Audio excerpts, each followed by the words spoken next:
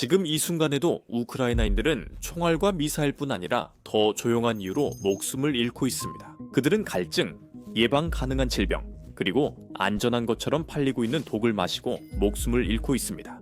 이 우크라이나 남동부는 지금 물 부족 위기에 직면해 있습니다. 주민 중 15명만 여전히 수도꼭지에서 물을 씁니다. 일부 주민들은 웅덩이 물을 쓸 수밖에 없었습니다.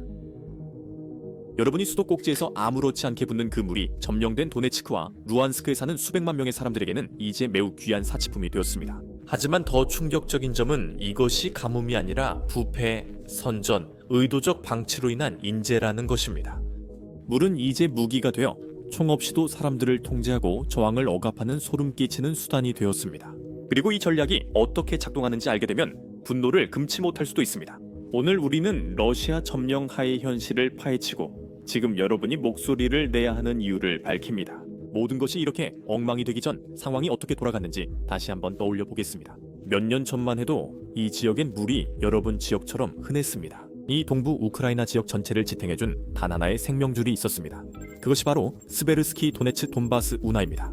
이 운하는 소련 시절에 건설된 길이 81마일, 약 130km의 거대한 콘크리트 강입니다. 이 운하는 매시간 6,600만 갤런, 즉 약 2,500만 리터의 깨끗한 물을 공급하곤 했습니다.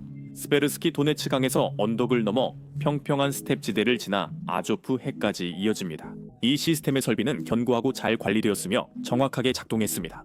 도시 한 블록만큼이나 큰 7개의 거대한 펌프장이 물을 조금씩 끌어올렸고 그곳에서부터 거대한 저수지들이 물을 저장했습니다. 작은 파이프들이 모든 주방, 학교, 병원으로 퍼졌습니다. 남쪽 마워폴부터 북쪽 루한스크까지입니다. 수도꼭지를 틀면 언제든지 맑고 차갑고 일정하게 물이 나왔습니다. 밤낮을 가리지 않고요. 그때는 운해 감사 영상을 만들 필요도 없었지만 2022년 2월이 오면서 상황이 달라졌죠. 러시아군과 포병대가 침공 초기의 운하를 바로 건넜고 이후 계속 문제가 발생했습니다. 포탄이 운하 콘크리트 벽에 구멍을 내고 폭발로 펌프 전력 공급 발전소들이 파괴됐습니다. 4월 이 대자 유량은 이미 절반 이하로 떨어졌습니다. 그 첫 여름이 끝날 무렵에는 운하가 거의 숨도 쉬지 못할 정도였죠. 오늘날에도 멀리서 이 상황을 추적하는 엔지니어들에 따르면 운하는 예전에 12-15% 정도만 흐르고 있다고 합니다. 맞아요. 인구가 85%나 줄지 않았는데도 운하 유량은 12%밖에 안 됩니다. 수학 천재가 아니어도 그 방정식의 불균형함을 쉽게 알 수 있습니다. 채워야 하지만 파이프나 효율적 시스템으로는 해결되지 않아 결국 탱커 트럭과 사람들이 메우게 됩니다. 아침 7시 10시 사이에 마을을 걸으면 새로운 일상의식을 볼 수 있습니다. 녹슨 탱크를 실은 초록색 낡은 트럭이 모퉁이에 섭니다. 군인이나 경찰이 트럭 운전석에 기대 소총을 드는 이유는 곧 있을 언쟁을 막기 위해서입니다. 줄은 2블록, 때로는 3블록까지 이어집니다. 사람들은 20리터통 해바라기유 용기, 5리터 소다병, 심지어 끈으로 묶은 냄비 등 들 수 있는 모든 것을 가져옵니다. 물을 담을 수 있으면 무엇이든 가져와 이 기회를 최대한 활용하려 합니다. 아이들은 작고 재빠르게 어른들 다리 사이로 들어가 기대에 찬 얼굴로 줄에 섭니다. 운전사가 밸브를 돌리면 45분간 갈색물이 쏟아집니다. 밸브가 닫히고 트럭은 다음 정류장으로 갑니다. 내게 전날 밤 누군가가 운전석에 봉투를 준 곳이죠. 그런데 이 모든 것이 무엇 때문일까요? 운 좋은 날엔 한 가족이 60리터쯤 써요. 그걸로 마시고 요리하고 빨래하고 화장실 한번 쓰고 아이 얼굴도 닦아주죠. 한 가족이 쓸 60리터, 그게 3일 4일 때로는 5일 동안 버텨야 합니다. 아무런 제약이 없는 환경에서 말이죠. 저나 당신은 점심 전 60리터를 쓰지만 여기선 가족들이 일주일 내내 아끼고 정말 필요할 때만 화장실을 사용합니다. 냄새가 정말 참을 수 없을 때만 빨래를 합니다. 그들은 같은 냄비에 물을 3번 끓였습니다. 처음에는 커피나 차를 끓이고 그 다음에는 마카로니를 삶고 마지막으로는 바닥을 닦는 데 사용하죠. 예상대로 이런 환경에서 질병이 빠르게 퍼지고 피부 발진도 급속히 확산됐습니다. 의사들은 조용히 유럽 대부분이 수십 년 전에 잊었던 옴과 논가진 같은 질병이 다시 기승을 부리고 있다고 말했습니다. 운하의 수량이 줄기 시작하자 점령 당국은 충격적인 해결책을 내놓기 시작했습니다. 그들은 주민들에게 탄광에서 바로 퍼올린 물을 마시라고 했습니다. 러시아 TV는 이를 영웅적 해결책이라 선전했지만 실제로는 크렘린의 위험한 도박이었습니다. 전문가들은 이 탄광수가 독성이 있다고 경고했습니다. 이 물엔 수십 년간 갱도에 스며든 중금속, 황산염, 화학폐수가 들어있습니다. 이 물을 마신 가족들은 쓴맛, 탁한 색, 복통을 호소했습니다. 의사들은 장기간 노출이 장기 손상, 면역 약화, 암 위험을 높일 수 있다고 설명했습니다. 위험은 사람들에게만 그치지 않습니다. 오염된 광산수가 토양에 스며들어 농작물과 가축을 중독시키고 미래 세대가 사용해야 할 지하수까지 오염시킵니다. 푸틴의 점령이 구명줄처럼 내세우는 것은 사실상 생존을 느리고 위험한 시험으로 바꾸는 또 다른 무기일 뿐입니다. 잠시 후 이 내용을 더 이야기하겠습니다. 주민들의 절박함은 더욱 심해지고 있습니다.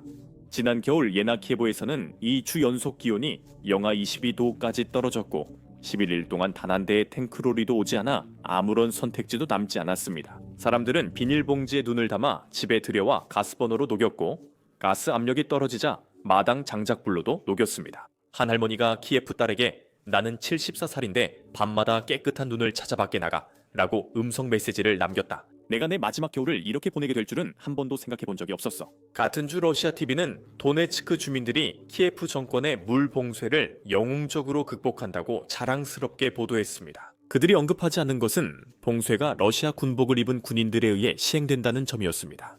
물 위기가 계속 장기화되는 이유는 간단합니다. 바로 부패 때문입니다. 푸틴 측 관리들과 크렘린 지원을 받는 도네츠크, 루한스크 지도자들은 수리 자금을 개인 현금 인출기처럼 썼습니다. 펌프장 수리, 저수지 재건, 고장난 파이프 교체에 써야 할 자금이 가짜 계약서, 부풀린 예산, 서류상 회사들로 도난당하고 있습니다.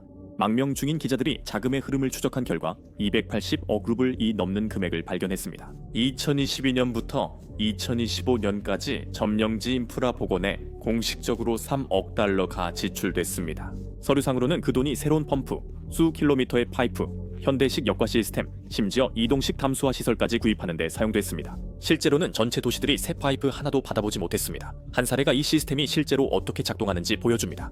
2023년 8월 점령 당국은 도네츠크 외곽 정수장 재건을 명분으로 대규모 행사를 개최했습니다. 부장관이 모스크바에서 비행기로 왔고 리본과 가위, 박수, 텔레비전 카메라도 있었습니다. 국영TV는 깨끗한 물 정화 장면을 보여줬지만 다음날 주민들은 수도 꼭지에서 공기만 나왔습니다. 방송에 나온 필터들은 로스토프에 있는 가동 중인 공장에서 빌려온 것이었고 카메라 촬영을 위해 트럭에 실려왔다가 다시 실려 돌아갔습니다. 그날 밤 건물은 여전히 비어 있었고 비둘기들만 살고 있었습니다. 그 일에 쓰인 180억 루블은 부장관 조카와 지역 경찰서장 처형이 소유한 회사들로 사라졌습니다. 이런 일은 루한스크에서 아조프 해안까지 계속됩니다. 하청업체들은 400톤 파이프를 청구하지만 실제로는 38톤만 보냅니다. 나머지는 암시장에서 팔리고 하청업체는 이른바 조기 완공 보너스까지 챙깁니다. 주민들은 공기 파이프라고 부르며 모두 그 이유를 압니다. 돈은 빨리 돌지만 물은 그렇지 않습니다. 이것은 일부 나쁜 사람이 아니라 시스템의 문제입니다. 계약은 친인척과 측근에게 돌아가고 예산은 3배로 늘며 물자는 도난 되팔리거나 민병대에 지급됩니다. 가족들의 마지막 희망인 탱커 트럭도 부패에 연루돼 있습니다. 운전사들은 특정 동네에만 물을 배달하라는 지시를 받습니다. 다른 지역은 물 한 방울 없이 남겨집니다. 이런 종류의 부패는 단순히 돈의 문제가 아니라 누가 물을 얻고 누가 얻지 못하는지를 결정함으로써 통제권을 행사하는 것입니다. 푸틴 점령 당국은 의존하게 만들고 저항하면 처벌합니다. 러시아 국영 언론은 화면을 리본 커팅식과 선전 영상으로 가득 채웁니다. 파이프는 계속 고장나 있고 저수지는 비어 있는 동안 가족들은 몇 시간씩 줄을 서서 기다리고 아이들은 거리를 따라 병을 들고 다니며 병원에서는 양동이로 물을 배급합니다. 러시아 군인들과 모스크바 군대에 강제로 징집된 수천 명의 도네츠크 남성들조차도 전선에서 돌아오면 똑같은 고통을 겪습니다. 그들은 집문을 열고 싱크대에서 갈색 물이 나오는 걸 보고 플라스틱 물통을 들고 긴 줄에 서서 올지 모르는 급수차를 기다립니다. 아이들은 같은 발진이 생기고 아내들은 오래된 탄광에 탁한 물을 끓이며 어머니들은 누구라도 들어달라며 떨리는 영상으로 호소합니다. 크렘린은 러시아 국민 보호를 반복해서 강조합니다. 하지만 파이프 속의 독은 당신이 누구에게 투표했는지, 창밖에 어떤 깃발을 걸었는지 신경 쓰지 않습니다. 그것은 모두에게 퍼집니다. 수도 꼭지에서 물이 안 나올 때마다 각기 다른 이야기가 있습니다. 이것이 위기가 계속되는 이유입니다. 이것은 전쟁 피해가 아니라 의도적 관리 부실입니다. 자금은 문제 해결이 아닌 엘리트 부하 통제 강화를 위해 도난당합니다. 재건이 필요한 것이 오히려 다른 무기와 방식으로 지역사회를 약화시키고 분열과 절망을 초래했습니다. 2025년 말 분노가 커지며 도네츠크 등 지역 주민들이 공개적으로 푸틴에게 도움을 요청하고 있습니다. 사람들은 작은 병 2개를 받으려 몇 시간 줄을 서고 다시 더러운 물을 써야 하며 도착한 물도 거의 안전하지 않습니다. 그 물은 갈색이고 악취가 나며 만지면 위험합니다. 돈바스는 수백 개의 오래된 탄광 위에 있습니다. 전쟁이 시작되면서 그 탄광들 중 많은 곳이 문을 닫았고 지하수를 막아주던 전기 펌프들도 꺼졌습니다. 비용을 절감하기 위해서든 아니면 펌프가 멈춘 후에는 아무도 그곳에 접근할 수 없었기 때문이든 탄광들은 물로 가득 차게 되었습니다. 물, 석탄, 공기가 섞이면 산이 만들어져 금속과 암석을 부식시키고 철, 알루미늄, 망간, 황산염 등을 물에 녹여 흘려보냅니다. 때때로 더 깊은 곳에서 비소나 방사성 물질 흔적도 올라옵니다. 이 독성 물질은 옆으로는 강으로 퍼지고 아래로는 대수층으로 스며들어 사람들이 생존을 위해 의존하는 근원 자체를 오염시킵니다. 카메라 앞에서 이름을 밝히기거리는 광산이 있습니다.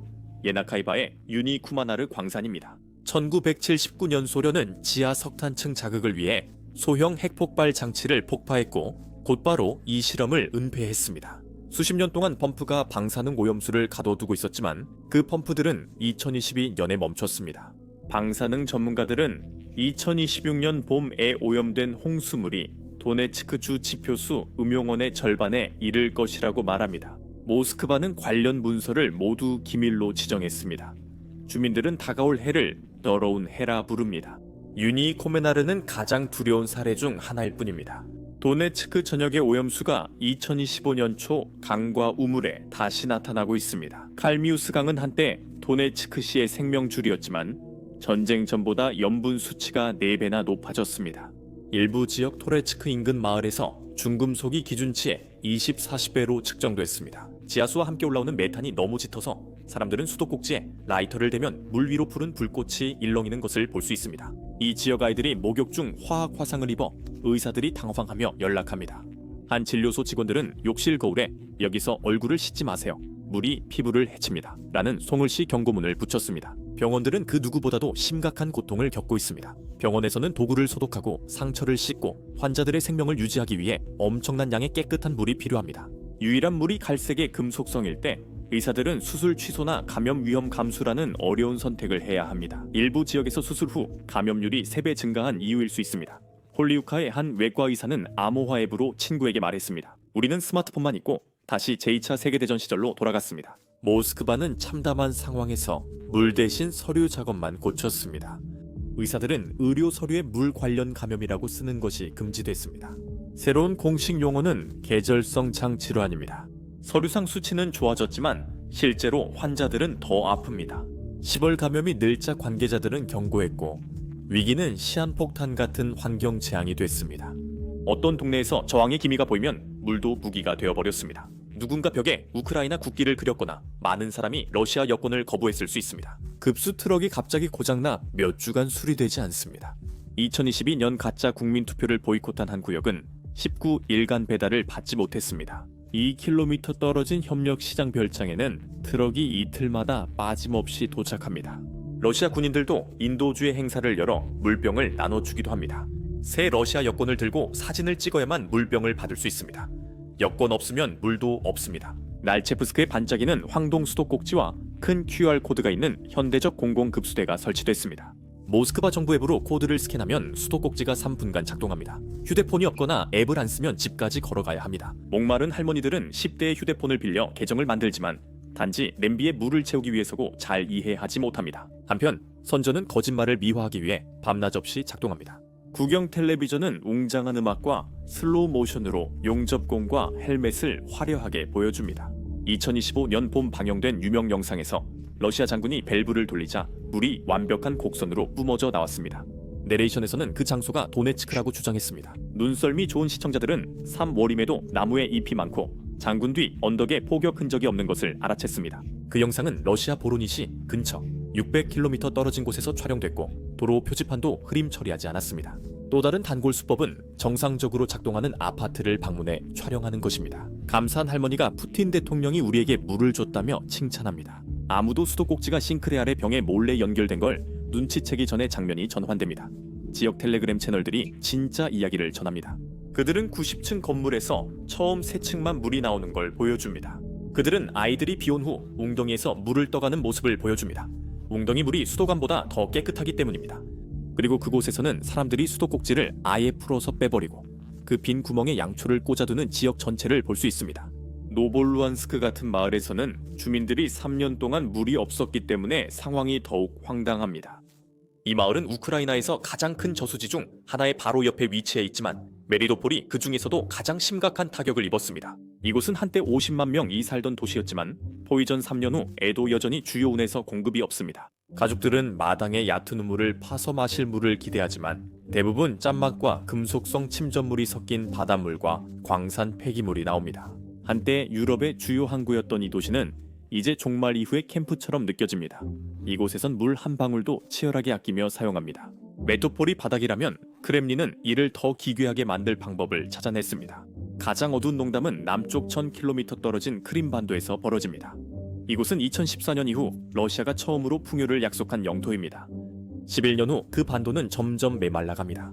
우크라이나가 북크림 문화를 차단하자 모스크바의 저수지, 담수화 시설, 우물 등 모든 약속이 사라지고 예산도 증발했습니다. 2025년 말 알루슈타 등 도시는 물이 석 달밖에 남지 않을 전망입니다. 이 점이 사람들을 분노하게 합니다. 한때 미사일을 나르던 군용 트럭들이 이제 로스토프에서 식수를 운반합니다. 그 물은 크림반도의 줄어드는 호수에서 퍼 올렸습니다. 이 지역엔 더 이상 남은 것이 없습니다. 그 물은 동쪽 돈바스로 옮겨져 국영방송이 전달 장면을 촬영하고 웅장한 음악을 더해 형제로 부릅니다. 크림반도 가족들은 도로에서 호송 차량이 멀어지는 모습을 바라보며 조용히 결론을 속삭입니다. 모스크바는 한 점령지를 착취하며 다른 곳에선 영웅적 사진만 연출하고 있습니다. 그리고 그들은 멈추지 않았습니다.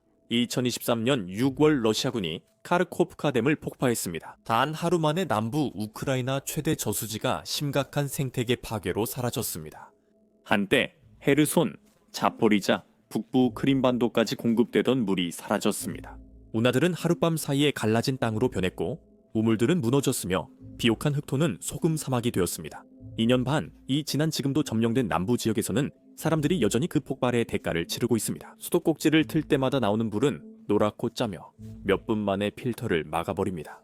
운하 근처에 사는 여성은 밀반입 카메라에 예전엔 토마토를 키웠고 대문 밖에서도 냄새가 났다고 말했습니다. 이제 아이를 씻기기만 해도 피부에 발진이 생깁니다. 도네츠크 분지의 잔혹함도 여전히 드러났습니다. 전 세계 사람들이 이 위기가 매달 악화되는 모습을 지켜보고 있으며 많은 이들이 자신들이 보고 있는 것에 충격을 받고 있습니다. 사람들은 전쟁 지역의 어려움은 예상했지만 이 정도의 고통과 물이 통제 수단이 될 줄은 몰랐습니다. 이것은 단순한 가뭄이 아니라 그곳 사람들을 무너뜨리려는 계획적 선택입니다. 그리고 9월 러시아가 재통합을 기념하며 동전과 모스크바의 배려를 찬양하는 화려한 콘서트로 축하할 때 현실은 몇 시간씩 이어지는 줄과 결코 실현되지 않은 담수화 시설에 대한 약속뿐이었습니다. 구호단체들이 도움을 위해 트럭에 생수, 정수 필터, 정제 등을 싣고 도착했습니다. 적십자, 메디슨 상트 프론티에, 교회와 소규모 자선단체들이 모두 그곳에 모였습니다. 하지만 대부분의 구호 차량은 지역 경계에 도착하자마자 러시아 군인에게 저지당했습니다. 장교들은 수수료를 요구하거나 구호 물품을 챙기거나 허위 서류로 입국을 거부하기도 합니다. 한 의료팀은 수질 검사 키트 문제로 약 2주간 루한스크 외곽에 체류해야 했습니다. 키트가 압수될 때까지 이동이 금지됐고 지원도 들어오자마자 곧 사라집니다. 마하이브카의 한 교회가 10월에 생수 5,000병을 받았습니다. 자원봉사자들이 물을 빠르게 나눴지만 네 번째 블록 끝 전에 모두 떨어졌습니다. 그 신부는 나중에 이렇게 간단한 일로 어른들이 안도감에 울음을 터뜨리는 것을 본 적이 없다고 말했습니다. 그만큼 필요가 절실해진 것입니다. 잔혹함이 일상화되어 많은 이들이 이것이 전쟁 범죄이자 인권 침해임을 잊고 있습니다.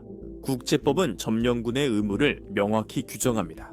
점령군은 식량, 의약품, 위생과 깨끗한 물을 제공해야 합니다. 일부러 이런 것을 제공하지 않는다면 전쟁 범죄입니다. 공동체를 벌 주려고 빼앗는 건 더 큰 범죄입니다. 국제형사재판소는 우크라이나 인프라 공격을 조사 중이며 전문가들은 돈바스 수도 시스템 파괴도 포함해야 한다고 말합니다. 문제는 조사관들이 러시아에 들어갈 수 없다는 점입니다. 누군가 펌프장이나 군사시설을 보여달라고 하면 러시아는 방문을 막고 이를 군사기지라고 주장합니다. 엠네스티 인터내셔널과 휴먼 라이츠 워치는 외부 증거 수집을 시도해왔습니다. 가족들은 오염된 물을 받기 위해 몇 시간씩 기다리고 병원들은 수술을 취소하며 아이들은 씻다가 화상을 입고 있습니다. 유엔은 이번 위기가 다른 분쟁 지역 지도자들에게도 물을 무기화하게 할 수 있다고 경고합니다. 세계보건기구는 질병 급증을 심각성을 알리는 신호로 봅니다. 각국 정부는 강경한 발언으로 대응했지만 말만으로는 한계가 있습니다. 유럽연합은 점령지 운영에 관여한 기업과 관계자들을 제재했습니다. 미국은 수자원 파괴를 러시아 범죄로 규정하고 있습니다. 법률 전문가들은 이것이 현대의 물이 무기화된 가장 명확한 사례라고 말합니다. 하지만 고통은 계속되고 있습니다. 러시아 국영 언론은 빌린 장비로 연출된 수리 장면과 물 공급을 복구하는 척하는 군인들을 보여주며 진실을 숨깁니다. 도네츠크와 루한스크 가족들은 눈을 녹이거나 광산물을 끓이거나 비싼 탱크 트럭에 돈을 내고 물을 구하고 있습니다. 이제 깨끗한 생수 한 리터의 가격이 보드카나 담배보다 더 비쌉니다. 한번 생각해 보십시오. 어떤 마을은 5리터 생수가 800루블 이나 되지만 연금은 한 달에 18,000루블에 불과합니다. 가족들은 식탁, 소파, 오래된 결혼 반지 등 현금을 마련할 수 있는 모든 것을 팔기 시작합니다. 다른 사람들은 결코 갚을 수 없다는 걸 알면서도 지역 깡패들에게 돈을 빌립니다. 이 모든 것은 아이들이 한 주 더 안전하게 물을 마실 수 있도록 하기 위함입니다. 세계는 그 잔혹함을 보고 불법이라고 부르지만 점령지 안에서는 아무것도 진정으로 변하지 않습니다. 사람들은 여전히 하루하루를 버티기 위해 갈증과 질병, 그리고 수치심에 시달립니다. 그리고 이제 러시아가 물 부족에 관한 뉴스를 보도하는 것을 범죄로 만들 계획이라는 보도까지 나오고 있습니다. 침묵이 법이 되어가고 있습니다. 수도꼭지에서는 여전히 물이 나오지 않지만 우크라이나인들에게 메시지는 분명합니다. 이제 물도 또 다른 전쟁터가 되었습니다. 러시아는 미사일뿐 아니라 생존에 필수적인 것까지 공격하며 수도꼭지를 무기로 바꾸고 가족들이 물 한 방울을 두고 싸우게 만듭니다.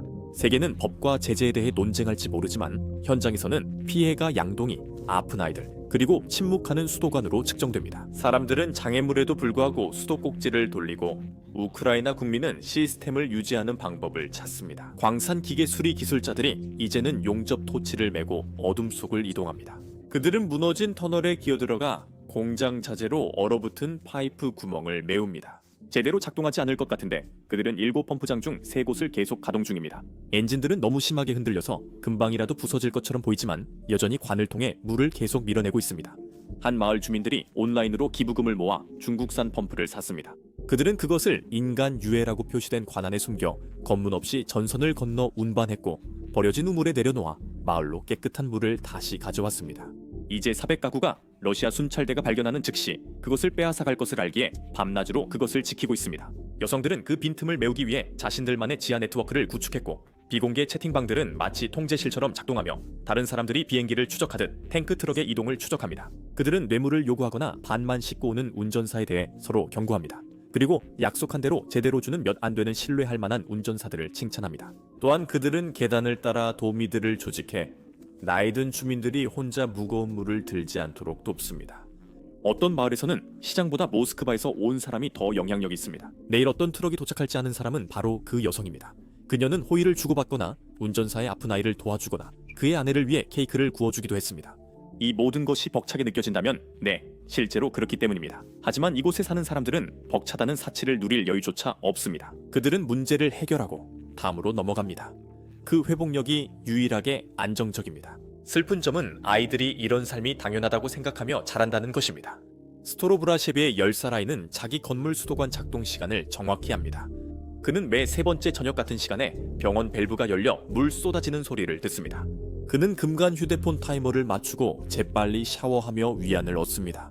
물은 갈색에 금속 냄새가 납니다. 하지만 그는 의심 없이 받아들입니다. 그의 세계는 이것이 물이라고 믿게 했습니다.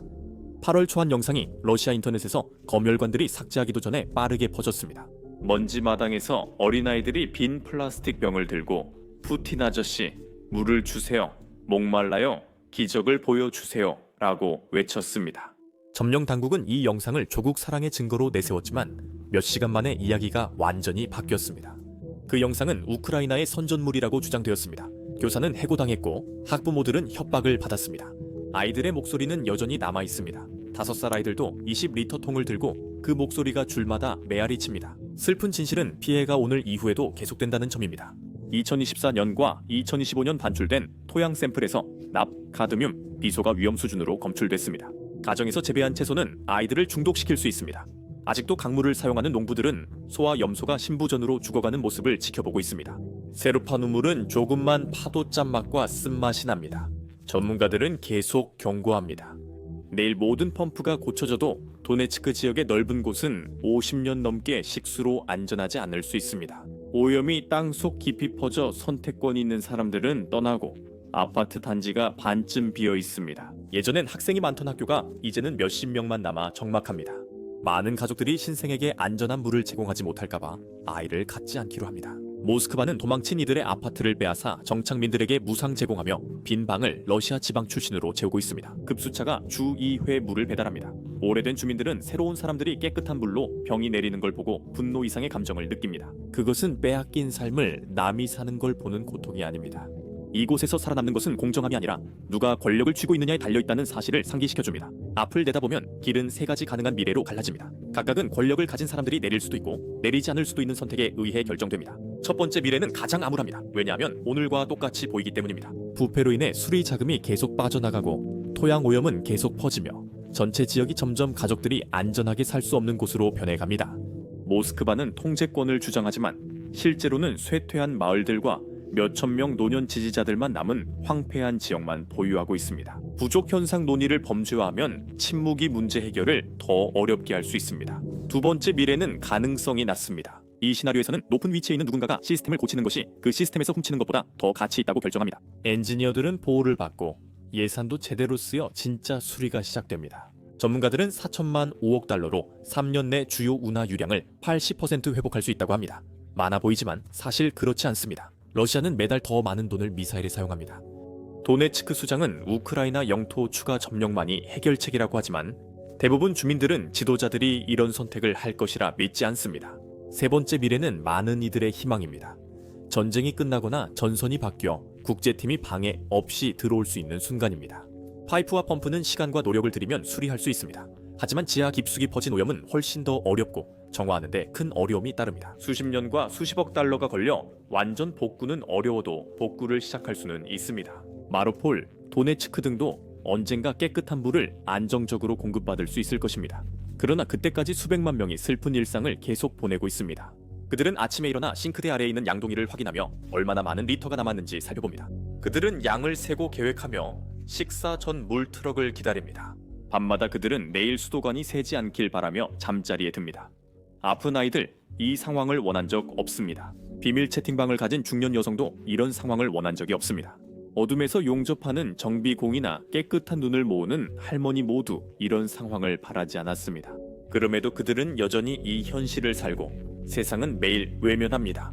물은 여전히 더럽고 독은 더 깊이 스며들며 또 다른 아이는 몇 초마다 한 방울 떨어지는 것이 샤워라고 믿으며 자랍니다. 이런 영상을 만들 때 문제는 드론 공격 장면을 많이 보여줘도 인간이나 러시아 군인이 다치지 않는다는 점입니다. 이런 영상은 유튜브가 수익 창출을 제한하거나 제외합니다. 실제로 지난주에만 유튜브에 따르면 저희 영상 4개가 수익 창출이 중단됐습니다. 드론 공격 장면이나 심지어 전선에서 촬영한 영상도 광고주에게 적합하지 않기 때문에 영상이 제한되는 겁니다. 하지만 이것이 현대 전쟁의 현실이고 우크라이나인들이 싸우며 살아남으려 애쓰는 전쟁입니다. 그래서 저희는 이 모든 것을 다루는 것이 중요하다고 판단해 베이식스 인사이더 플랫폼을 시작했습니다. 저희가 처음부터 직접 만들었습니다. 그래서 저희는 아무런 제약이 없고 드론 공격 장면을 흐리게 처리할 필요도 없고 최전선 영상을 흐리게 할 필요도 없으며 러시아 공군기지가 파괴되는 장면도 흐리게 처리할 필요가 없습니다. 게다가 저희는 사이트에 광고를 전혀 게재하지 않기 때문에 광고주가 저희가 다루는 내용에 불만이 있어도 스스로를 검열할 필요가 없습니다. 저희는 광고로 사이트를 운영하지 않고 여러분의 후원으로 운영합니다. 만약 이런 보도에 관심이 있으시다면 그리고 저희 영상을 검열 없이 시청하고 유튜브에는 올릴 수 없는 보너스 콘텐츠도 보고 싶으시다면 꼭 businessbasicsinsider.com에 가입해주세요. 설명란 링크 클릭이나 화면 QR코드 스캔 모두 가능합니다. 가입하시면 기존과 앞으로 업로드될 모든 영상을 시청하실 수 있습니다. 게다가 여러분의 후원이 저희 취재와 채널 운영에 큰 힘이 됩니다. 정말 감사드립니다. 제 이름은 샘이고 다음 영상에서 뵙겠습니다.